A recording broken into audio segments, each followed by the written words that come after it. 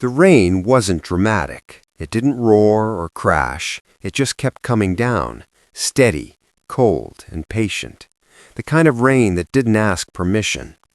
It soaked through Mark Carter's jacket, through his shoes, through the cracks he worked so hard to keep sealed. He stood at the bus stop, gripping a paper bag of groceries like it was the last solid thing he had left. Milk, bread, cheap cereal, the basics. Always the basics. Ever since his wife died, life had been reduced to essentials, what they needed, what could wait, what had to be sacrificed quietly. Mark hadn't cried at her funeral. He hadn't cried when the hospital machines went silent. He hadn't cried when he came home to an empty bed and a house that felt too big for just one adult heart. Because he didn't have that option. He had a son who still needed help with homework, a son who still asked where Mom was in the middle of the night, a son who watched his face closely, searching for cracks. So Mark swallowed everything. He always did. That was when he heard the crying. Not loud, not demanding, just broken.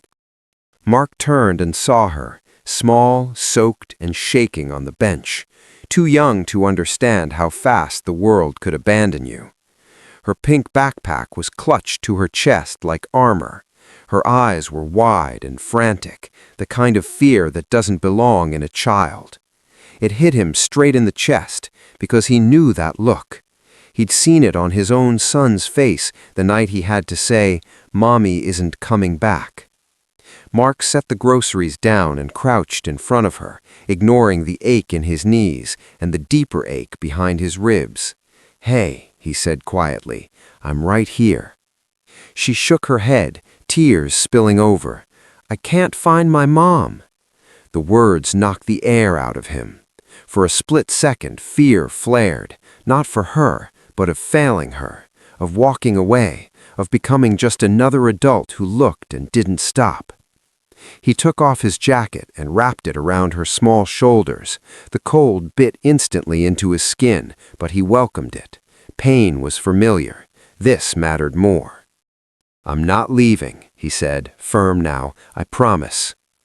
Inside the coffee shop, while rain rattled against the windows, Mark called the police and sat with her like nothing else in the world existed. He asked about her favorite cartoons, her school. He listened when her voice shook.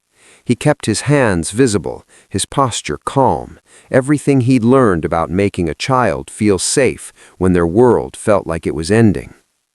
When Lily said, "She said she'd be right back," something twisted in his chest. So had his wife. When the door finally burst open and the woman ran in screaming Lily's name, Mark felt a strange mix of relief and envy. Relief that this child would be okay. Envy because someone was still there to run toward her. The woman held Lily like she might disappear again.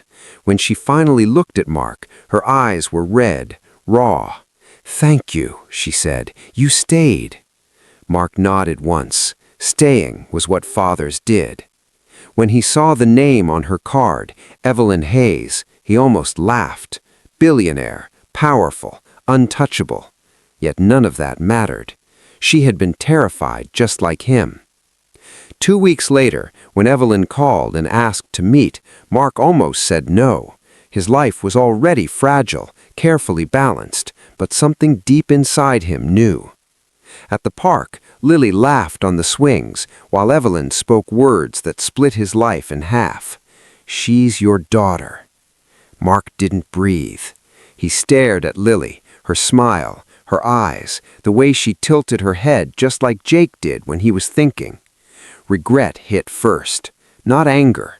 Regret for every night she'd cried without him, every scraped knee he hadn't kissed, every bedtime story he never read.